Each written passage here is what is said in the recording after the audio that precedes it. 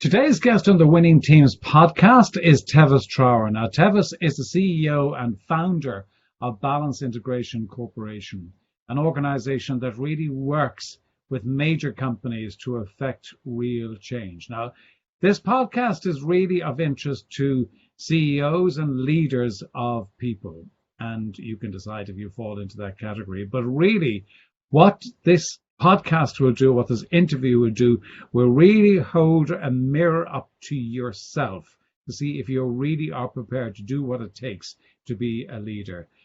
Tevis is a powerful figure, a great speaker, and so knowledgeable about her space in terms of what is required in order to be a really, really effective leader, and will really challenge you. That are you up for it? Are you up to being vulnerable? Are you up to really, really affect that change?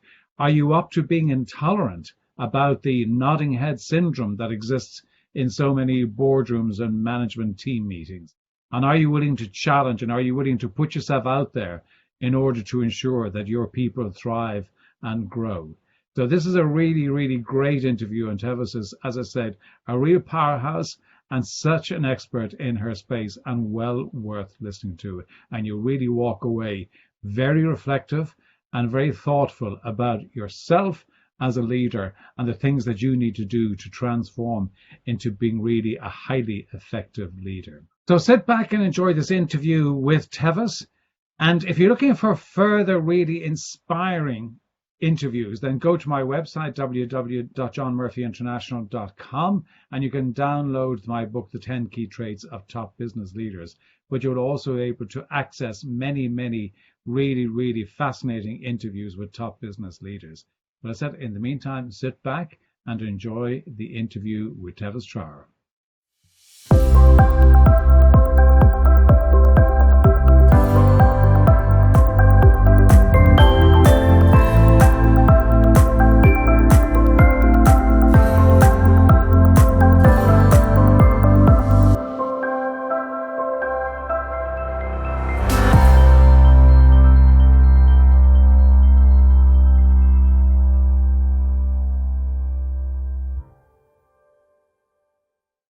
Tevis, thank you so much for joining me today on the Winning Teams podcast. It is a real pleasure to have you here. Thanks so much, John. I'm glad to be here. Can I just dive in? I came across a quote from you, which I just really enjoyed, which you say that you help executives use the lives they have as raw clay for realizing their ideal future selves. Now, I just thought that was a great sentence, and I thought that if that's what you do, that is fantastic. But you might explain what you mean by that and how you do it. Okay, great. So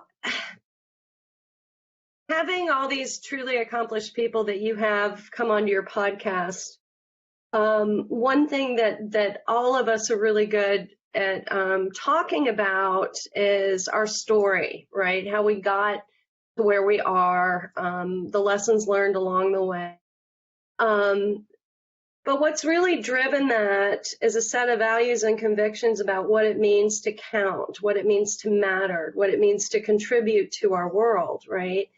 And so we start to learn these lessons at a very young age, from our parents, from the role models that we're exposed to, etc. And if we're high achievers, most of us set about with great assiduousness towards how do I do that? How do I be that, right?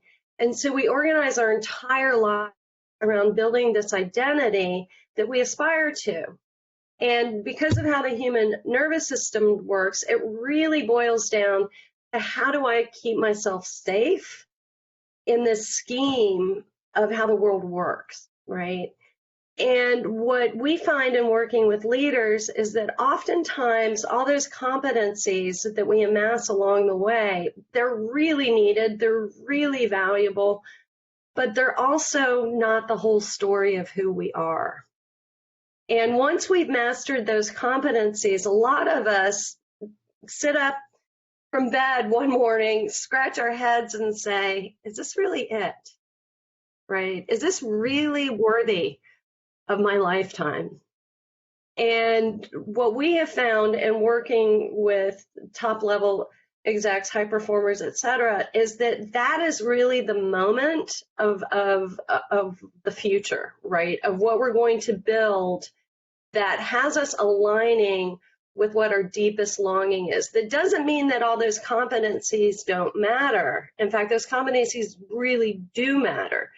What it means is that rather than living a life of perpetuating this competent functioning in whatever field of excellence we've chosen, that we start to use those competencies to build from. So we're not just perpetuating what we've always done. We're saying, okay, I've nailed X, Y, and Z.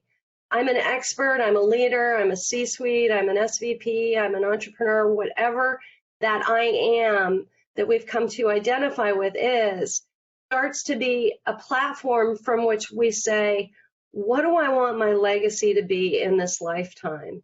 And by asking that question, we go from being a leader in title to really being a leader in impact. And we think that that is really fundamental to realizing why we come into a lifetime on this planet.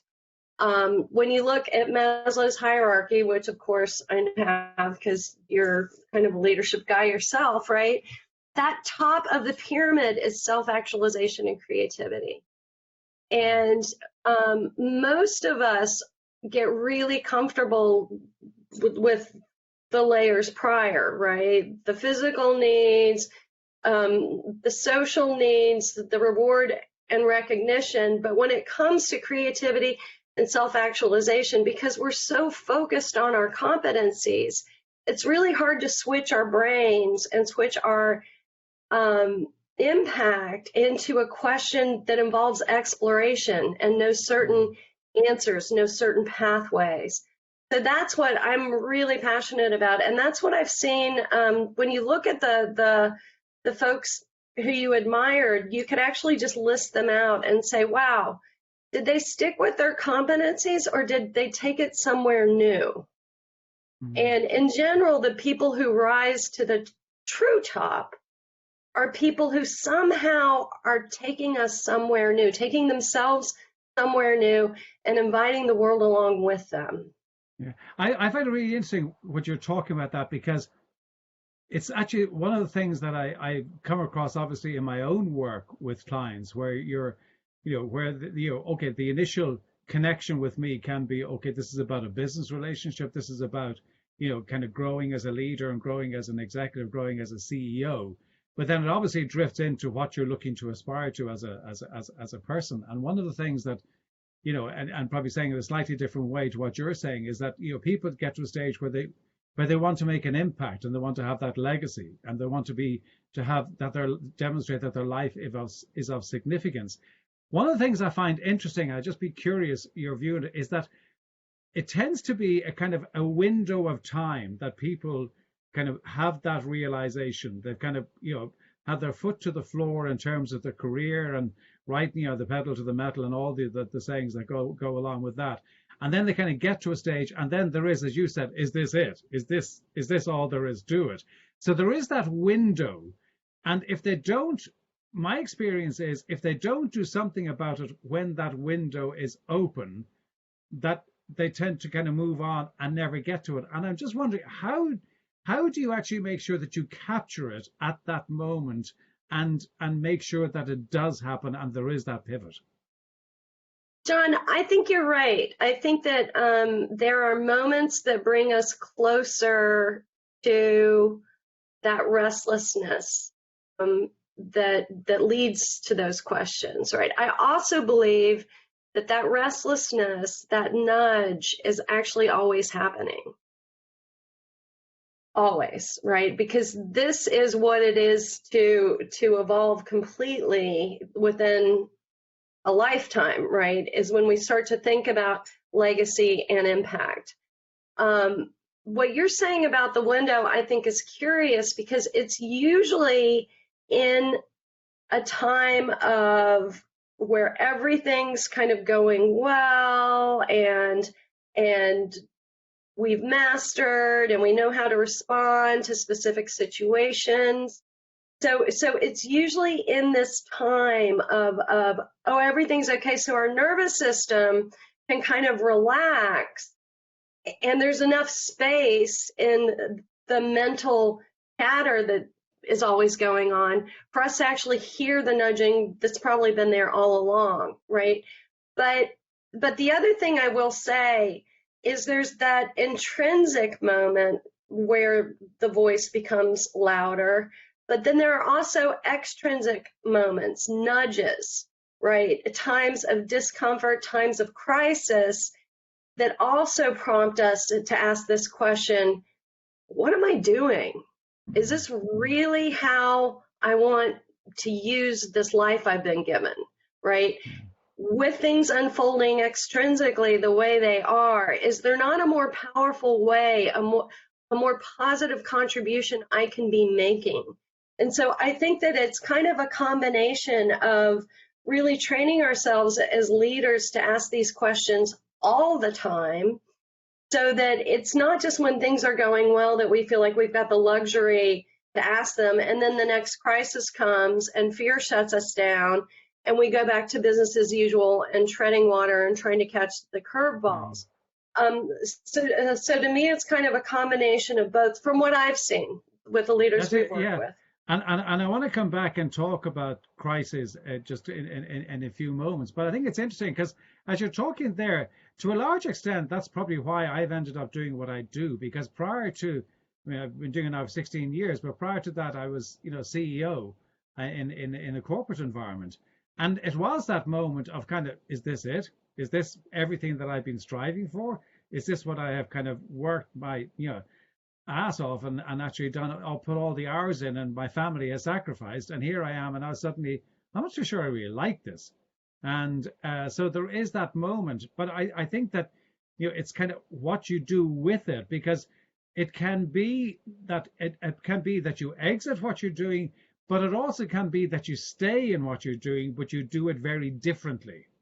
Yes. And I think that if I go back to what what you're talking about in on your website, I think you actually say that you help organizations optimize their most valuable asset, which is their people. And you also talk about, helping the employees thrive so that the organization can thrive. And I'm just wondering, when you're going into an organization, what is it that you do to actually make all of that happen?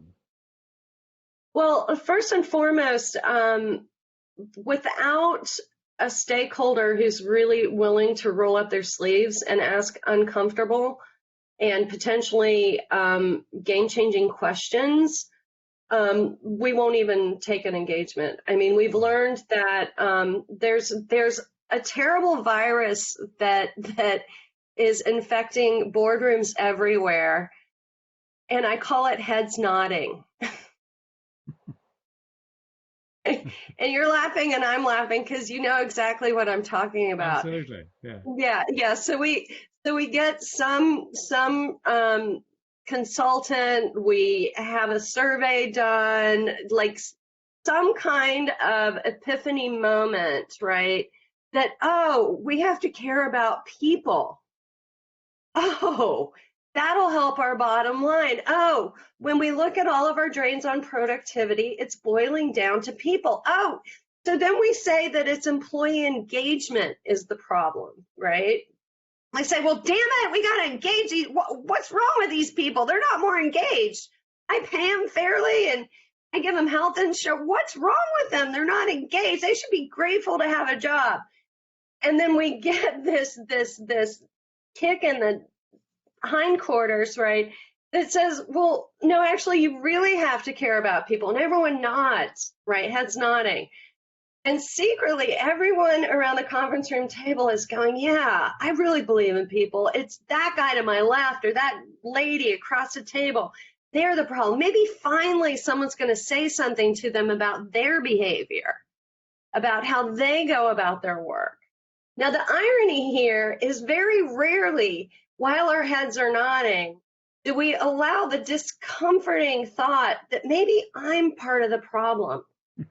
Maybe I need to change, right? So we're heads nodding. Yeah, let's have a people statement. Let's get a chief cultural officer. we're going to hire someone who understands the business but has enough emotional intelligence that we can just give all the people problem. It's usually her, to her, right? She can sort it out. Yeah, And she she'll can sort it. sort it because we have real problems to deal with. We have real deliverables to deal with. So we're going to give her a title, going to be a C title, so we can tell ourselves how seriously we take this. And We're going she'll to give deal with her, all the fluffy stuff. She'll deal with all the fluffy stuff yeah, she that can have a they like. team. Yeah, she can deal with all that messy human stuff. Now, what's funny is there's like this 2-year romance period where he or she comes in. It's usually she meets with the CEO. She's like, oh, great, we're going to make some change. But what she doesn't realize is they've just outsourced all the burden of bad leadership onto her. Mm. Setting her, I call that the box ticking exercise. We actually yeah, need to have this, so we should do this, but there's actually no belief. And actually, curiously, one of the questions, and it was on the back of my own experience, one of the questions I was going to ask you is that before you actually take on an engagement, what are the ingredients that you need to have in place? And the reason I was asking the question is because I've got a very clear criteria, because I going into work with a team, which is about managing some change of one sort or another, and one of the things that I absolutely must be convinced on before I would take the engagement is that the leader really is passionate about making it happen, right? yeah, Because if that yeah, isn't there, I've gone into situations in the past where it was a box ticking exercise, and it's like pushing water uphill, and you just give up and yeah. walk away. So I think that is, but what we're talking about here so much is about the culture of an organization, and the culture that is leader led and is values led. And I'm just wondering, what just struck me when I was looking at your material, how do you define culture? What's your definition of culture?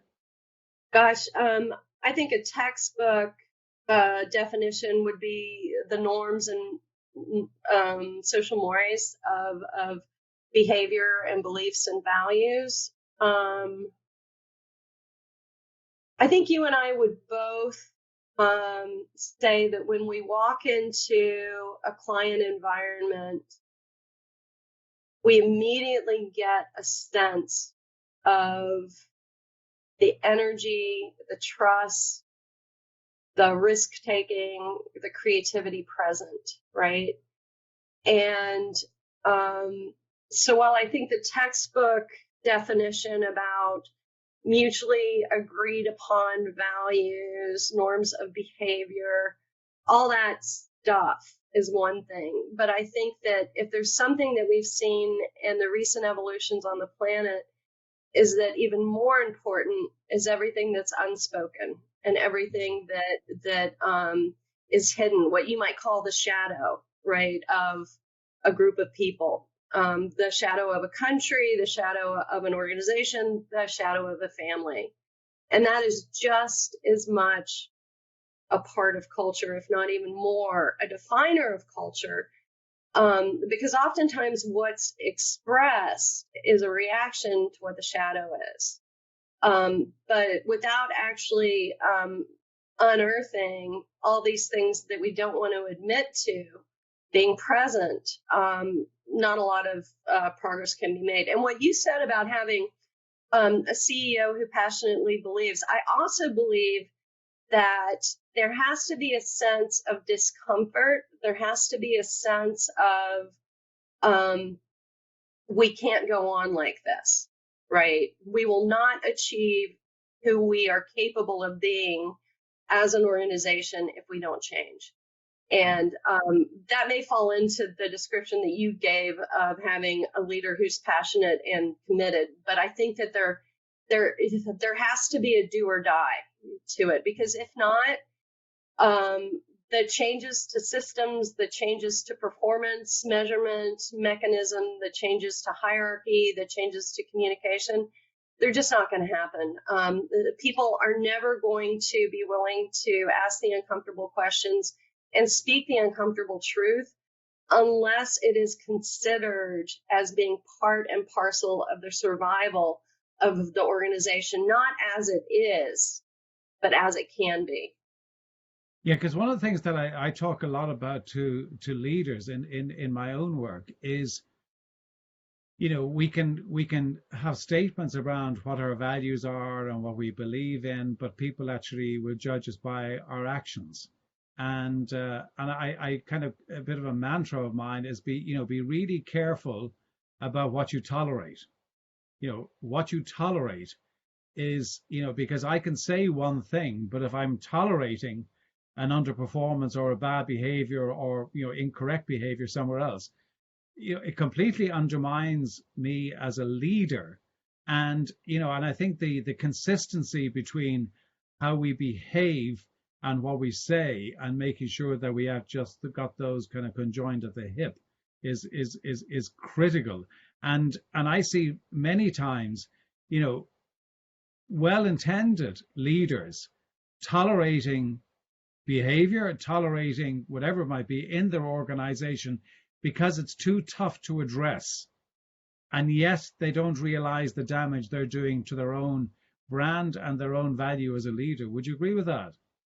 Oh my goodness. Yeah, we did a study for a global sports organization.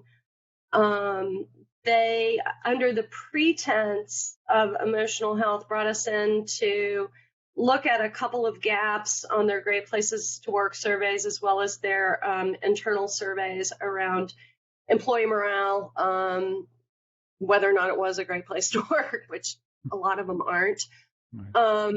And though they passed all these surveys with flying colors, there were enough hiccups, enough little kind of nagging like indicators that something was amiss. And they brought us in and we spoke to around 60 people of the SVP, right under the C-suite level, under the pretense of emotional health. And this was focus groups, and the level of paranoia we had to get through to even get them to participate was really significant.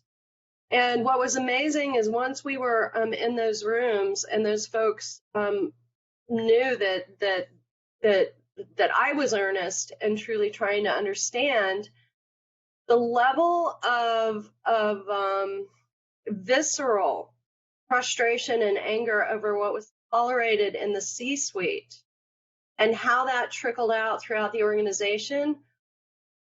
I got done with each session and I'd write my notes and my hands would be shaking because it was so palpable that although the organization had a great mission statement, was all over the press for changing their culture, etc., that what was being tolerated within the C-suite, simply because people had been doing their jobs for forever and they had relationships, but the insularness that supported really bad behavior was something that was toxic to the organization, that employees felt is simply not feeling safe, not feeling trusted, not feeling able to ask questions or to contribute ideas, not feeling able to add value because it hadn't come from on high, etc.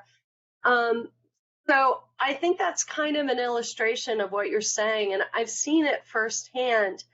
That is, I think, the underlying problem for most organizations is that we all have great ideas about what should be, but very few of us are willing to step back and say, what are truly the impediments to this? And what are the tough calls I have to make as a leader? Because my commitment isn't to the ego of this person or that person. My commitment is to realizing what's possible. Yeah, it's funny you're talking. I was just reminded of. I just was reading a book by Brené Brown at the moment, and one of the things that she's talking about, somebody I admire a lot, but one of the things she's talking about, and I'm going to butcher this in terms of explaining exactly the point is, but what she was saying that we all know what we should do. I mean, we all know we should eat healthy. We all know we should take exercise. We all know all that sort of stuff, but we don't actually do it, because if we did, then there wouldn't be the level of obesity, et cetera, in the world. And what we need to focus on is what are the things that are getting in the way of us doing what the right thing and the thing that we should be doing. And if we focused on what are the things that are blocking us from doing that, then I think that's that's part of it. And I think in organizations, my experience is not, one is identifying what's blocking it, but also to get the C-suite to acknowledge it and to actually, recognize that they're the things that are getting in the way of doing that. But I know that when you're working with teams, and this is kind of moving on from, okay, we've identified what the problems are, and now we're actually going to do something to fix the problems. But I know that you work a lot on terms of getting alignment within the senior team to actually implement whatever it is they're going to implement. And, it's very easy to say, okay, we'll get the team aligned, but actually getting them aligned is a much bigger challenge. And I'm wondering, how do you go about really getting that alignment? Because it's not, to go back to your comment, it's not the nodding head syndrome. It's the hearts and mind stuff that you actually need to get the alignment with. But so how do you go about doing that? It's the hearts and minds, and more difficult, the behaviors. Yeah, right. Yeah, sure. It really boils down to behaviors. The least valued time of a C-suite is personal and professional development. It's funny. I had a conversation with Liz Cole. She's the CHRO of Marsh, and they've been growing by buying a lot of their former competitors who had been selling against Marsh as being the 500-pound gorilla that everyone hated, right? And so getting these folks in and creating new leadership teams across these various former stakeholders, I was like, how's it going? And she said, oh, it's heads nodding. And she said, the problem is you can't get them to allocate any time to learn about their own behavior. And that's really what it takes. And that's why having a CEO and hopefully one or two stakeholders on the senior team understand this is do or die. We're going to have to allocate some time to this. We're going to have to allocate some brain space to this and allow ourselves to kind of be picked apart, be like opened up, so that we can look at what you quoted Brene Brown is saying, right? What is getting in the way? What is getting in the way of me taking action in the way I know instinctively would be more generative to the organization? So part of it is have a team that's willing to allocate learning and development time, coaching time, to have a team that is willing to understand that this is going to mean new measurements on their KPIs or OKRs or whatever you want to call them, because everybody has something they call them, that somehow this is going to tie into how they're compensated.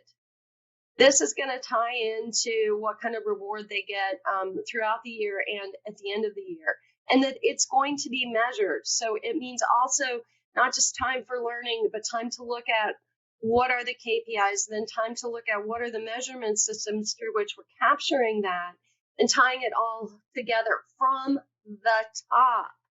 A lot of times this is happening for the organization throughout, but no one's holding the C-suite accountable, and no one is working with those leaders because they are so focused.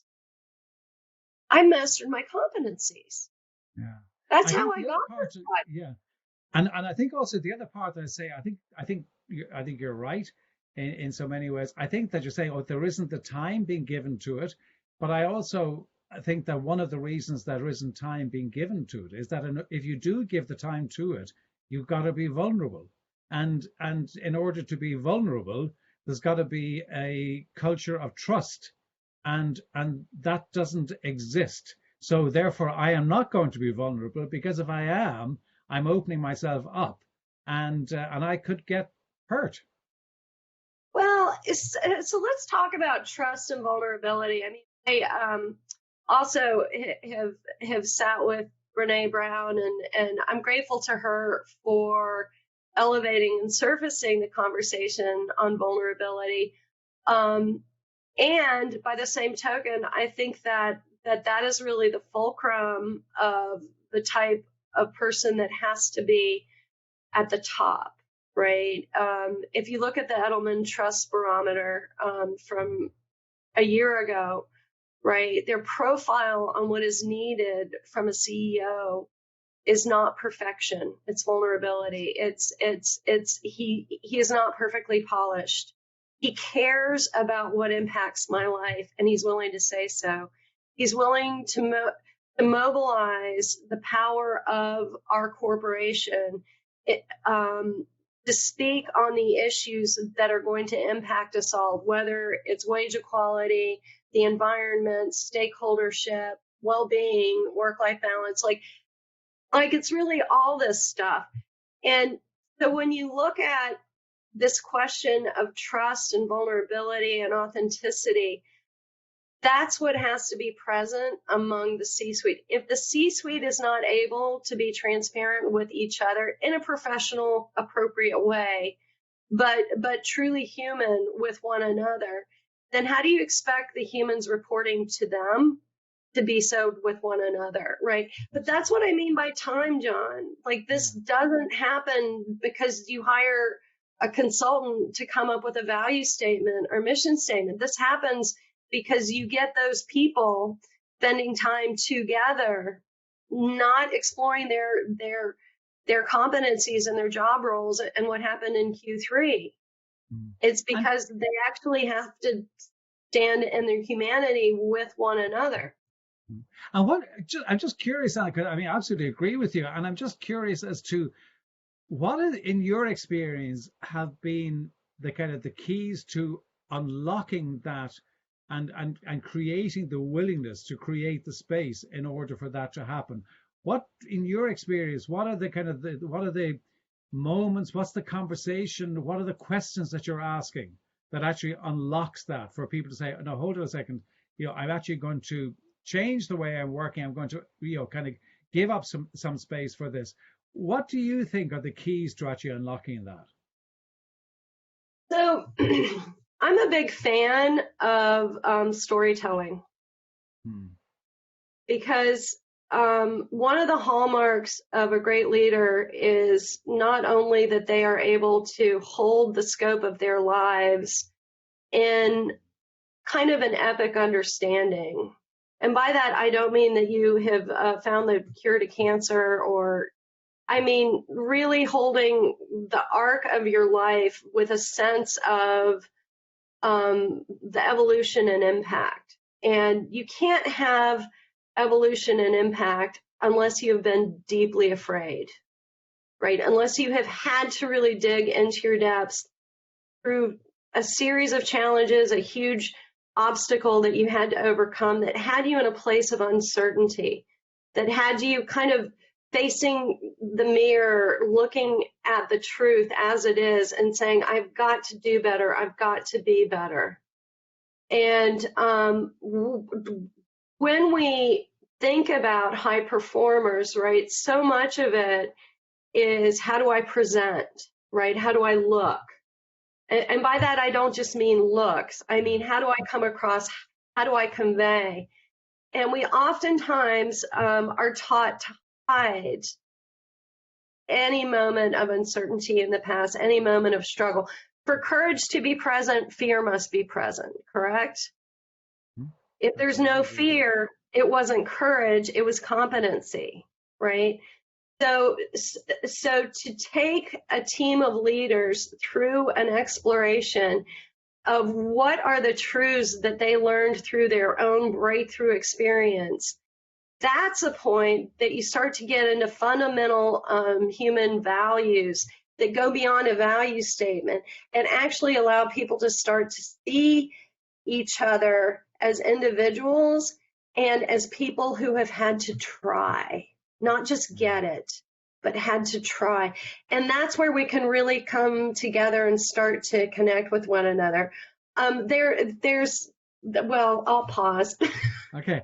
I'm fascinated, and I also appreciate I'm taking up more of your time than I said I would, but I'm just curious.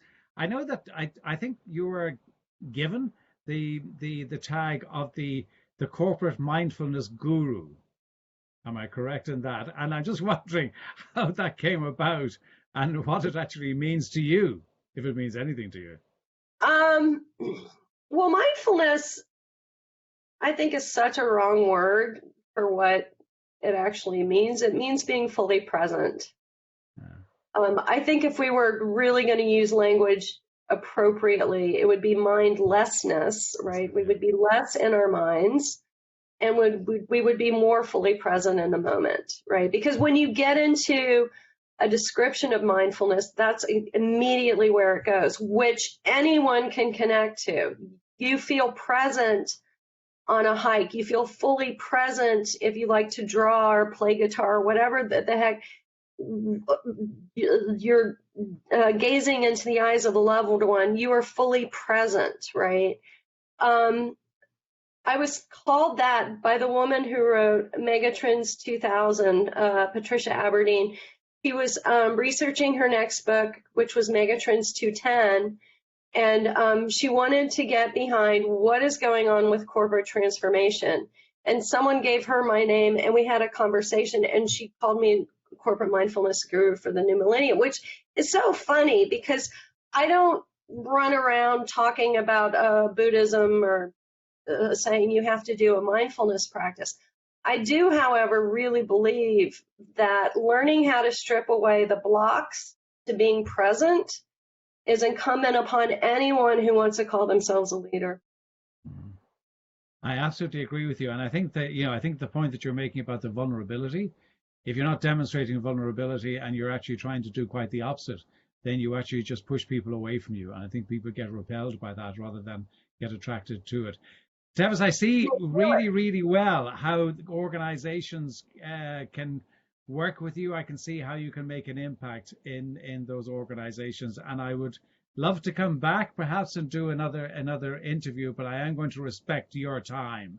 And I said I would do that because there's lots of other stuff that I'd love to talk to you about.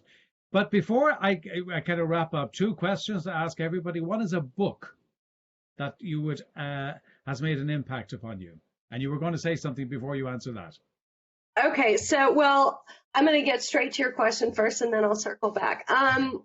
So the book that has most profoundly impacted me was written by a guy named Michael Ray at Stanford University. He was the marketing chair emeritus of the Graduate School of Business, and he got really curious about these questions, and he pulled in some social psychologists and really started to ask this question: what is it that allows some people to be so fully present and responsive to what is going on around them, whereas other people have a mask and just kind of go through the motions and literally create a path of destruction in their wake? And so I like to call that the X factor, right? The X factor that I'm truly this leader that I aspire to be. Well, he created a course around it called Creativity in Business. And for 25 years, it was the top course at Stanford University. He wrote a book called Creativity in Business that was put out by Doubleday. It's still available. It was called the most influential business book of all time by Inc. It was the subject of an episode of 2020, and PBS went and filmed the class and broadcast all 10 classes. We teach this class at Balance Integration, but the reason I love this book so much is anyone can use it and benefit from it. It literally walks through stripping away what is keeping you from really being fully present and contributing and responding to what is going on around you. And it's going to Amazon. You can buy it today. It's Absolutely. a great book. That's a new one for me, so that's definitely on my list. Go back to the point you were going to make before I got across you. Because we actually just put together something called the Woodstock Sessions.